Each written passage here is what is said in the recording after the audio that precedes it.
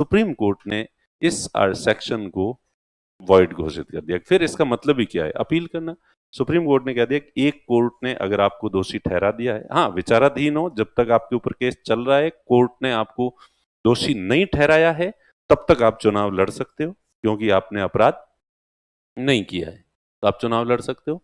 अपराध सिद्ध नहीं हुआ आपका, भले जेल में हो तो भी आप चुनाव लड़ सकते हो, जेल से भी फॉर्म भर सकते हो, क्योंकि अभी तक कोर्ट ने आपको दोषी नहीं ठहराया। लेकिन एक बार अगर कोर्ट ने आपको दोषी ठहरा दिया है, उसके बाद आप ऊपर वाले कोर्ट में अपील करने से एकदम से दूध के धुल्ले नहीं हो जाते हैं। जब तक ऊपर वाला कोर्ट आपको बरी नहीं करता है, तब तक आप दोषी हो और आप चुनाव नहीं लड़ सकते।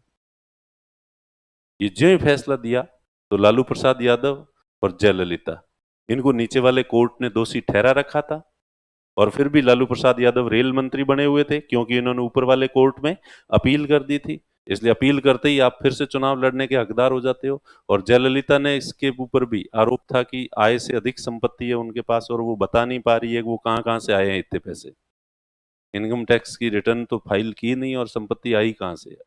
तो इसलिए वो भी उनको उसको दोषी ठहराया गया था, लेकिन उसने ऊपर वाले कोर्ट में अपील कर दी थी, हाई कोर्ट में, और इस वजह से वो वापस मुख्यमंत्री बनी हुई थी। लेकिन सुप्रीम कोर्ट का ये फैसला आया तो दोनों को तुरंत प्रभाव से अपने पद से इस्तीफा देना पड़ा। और उसके बाद लालू जी पहुंचे सोनिया जी के पास कि मैडम ऐसे कैसे होगा? फिर हमारे तो कई सारे, और जितने में कई सारे नेता पहुंचे कि ऐसे कैसे होगा, इस तरह से तो हमारे सबके ऊपर आरोप है, सबको जेल की सजा हो रखी है, फिर तो कोई भी जो है अपने जैसे अपराधी टाइप के लोग तो बन ही नहीं पाएंगे। ये अपराधियों के लिए अगर दरवाजे बंद कर दोगे तो फिर ठीक नहीं रहेगा। भारत की राजनीति तो चलती किसके पीछे?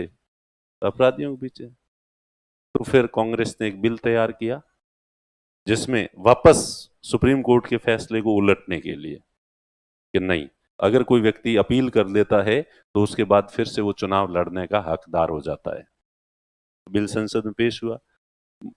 बीजेपी एक ही थैली के चट्टे बटे, सारे राजनेता इससे सहमत थे कि हाँ भाई ऐसे थोड़ी होता है यार कल को। और उस समय कल को यार अपने ऊपर भी आरोप लगे, अपने को जेल की सजा हो जाए, पर सजा होने के बाद भी ये चुनाव लड़ने का हक तो कैसे छोड़ सकते हैं अपन? और फिर मोदी पे, अमित शाह पे, इन पे तो खुद भी मुकदमे चल ही रहे थे।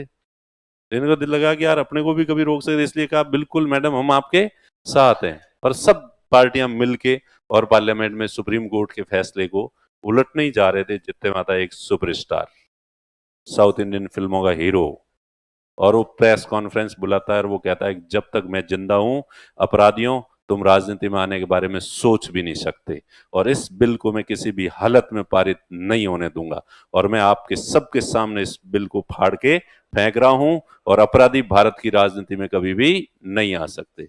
और वो हीरो था राहुल गांधी।